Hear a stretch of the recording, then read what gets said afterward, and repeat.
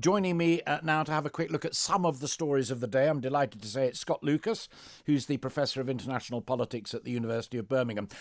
We talked with slightly different hats on yesterday about Trump v. Biden, and my Twitter feed was full of stuff saying that you're just anti-Trump and pro-Biden. I give you 30 seconds to rectify that immediately, or accept it. Yeah. But my job isn't to support either candidate here, Alastair. Your job and mine is to assess the facts. And when you come in and say what's happening with coronavirus, what's happening with the economy, I'm not here to be a cheerleader. I'm not here on the other side just to sling mud. Fact is, 220,000 deaths now in the United States. That toll was passed yesterday, 8.5 million cases. When I've got relatives in Georgia, including my parents in their 80s, my priority is not to cheer or to denounce a candidate. It's their safety and those around them. And yesterday, and it's reported widely in the papers this morning, one of the dividing lines between these two candidates, and incidentally, I agree with you completely. I'm not here to wave the flag either in America or here for either party, but like you, just looking at the facts, that divide over coronavirus was key, because Biden made it crystal clear that his mantra would be follow the science and do the right thing, and Donald Trump was poo-hooing the science and even poo-hooing his own top advisor Fauci. You're absolutely right. Joe Biden maintains the line that you have to have effective management on the virus. He has said you have got to rely on the scientific advice. Donald Trump's exact words in a conference call and then on Twitter was that Dr. Fauci, who's the top infectious diseases expert in the United States, is, quote, a disaster. He then said that Fauci and other doctors are a bunch of idiots. He then later at a rally said that he would not be like Biden in listening to that guy, Fauci. Now, what has prompted this? Well, part of it is Donald Trump's belief that, in fact, America is succeeding, that it has rounded the corner on the virus, despite the fact the toll is increasing in 49 and 50 states, and it's also personal. The Trump campaign tries to use Fauci in an ad that he praised the president, but they took those words out of context, and Fauci called him out on it. And then on Sunday, Fauci really got at Trump when he said that he wasn't surprised that Trump, who will not wear a mask and who will not observe social distancing, had, of course, been infected with the virus. Yeah. Another interesting twist, and the Telegraph have got a very good piece on it by Ben Riley-Smith, who's the US editor in the Telegraph. Trump rounds on Republicans critical of his leadership. When I read it, there's an interesting echo of what's going on here, where Boris Johnson has his cheerleaders within the Conservative Party, but also has a number of people in the Conservative Party who are beginning to grumble about it. When a leader and his or her party start to experience a bit of division, it's dodgy times. Yeah, UK and US aren't that different. What makes it different in this case is that because Trump is trailing significantly in the polls and it's not getting better for him, there are prominent Republican senators that are trying to sort of distance themselves. Some of them are in difficult re-election campaigns. One of them, a guy named Ben Sasse of Nebraska, wants to possibly run for president in 2024. So he's the one that came out over the weekend and said, look, Donald Trump has completely mismanaged coronavirus, that he has been on Twitter more than he's been responsible in governing, and Trump just let him have it on Twitter, just reinforcing the point. But it's not just Ben Sasse. The number 3 Republican in the Senate, John Cornyn, has distanced himself. Ted Cruz, the presidential candidate, they've got futures to consider. And Alastair, here's a bit of insight. We talked to a Republican analyst a few days ago for a podcast, America Unfiltered, and he said that Republican consultants are busy trying to fill out job applications to get other jobs in January, because they don't expect Trump to be in office at that point. Watch this space. Segue, as it were, from COVID. China rebounding. Its economy is doing better comparatively than pretty well any other around the world. And one of the reasons is because they've sold so much personal protection equipment and other COVID-related stuff to the rest of the world. I mean, irony doesn't come bigger than that. I'm not sure it's just personal protective equipment.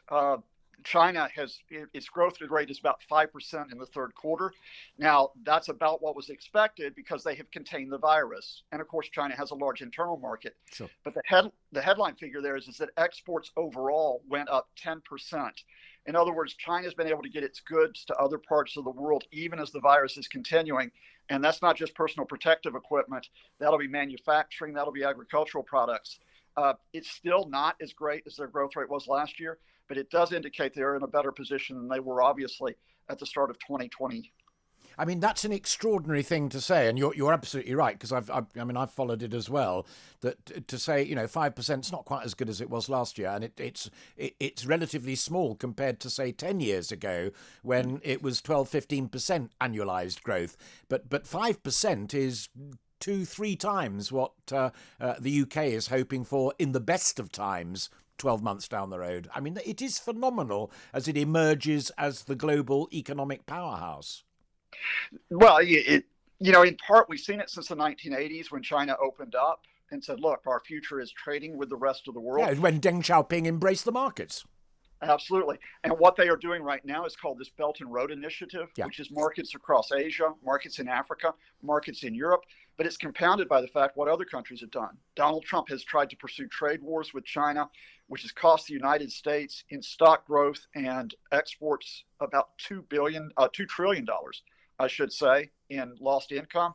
And the United Kingdom, of course, has chosen a path which is much differently, which is rather than build markets with others, to pursue Brexit. So China, 5% growth, the United Kingdom facing a 10% contraction in GDP next year if there's a no-deal Brexit. I only come in on that because I know people listening will be going, is that a lot of people who support Brexit argue very strongly that the reason they wanted to support Brexit was because they wanted to pursue markets elsewhere and not be simply tied to the European Union. I mean, it may be an economic trade gamble, but that's the argument, that's the logic. Yes, but Alastair, just to give you one headline example, the Johnson government has pinned a lot of hopes on a U.S.-UK trade deal, and that would be a big boost. Sure. But they've put that deal in jeopardy when they came out of the withdrawal agreement, because they've been told, not just by Democrats like Joe Biden, but by Republicans, if you do not secure the future of Ireland and Northern Ireland, we will not even consider discussions on that deal in Congress. And that's where we are right now. Yeah. And I only butt in because you know more about it than I do, but crucially as well, and in a sense even more important than Joe Biden, if he were to be elected president, is Nancy Pelosi. Because that's where the trade deal is either approved or not in the Senate. And here's how serious this is, Alastair. In April 2019, Pelosi and Richard Neal, who's the head of a powerful House committee, were part of a bipartisan delegation. And they told the Johnson government, as well as speaking with the Irish government, look, you have got to make sure that border is secure. So the Johnson government has been on notice effectively for a year and a half. This is essential if you want that U.S.-UK trade deal.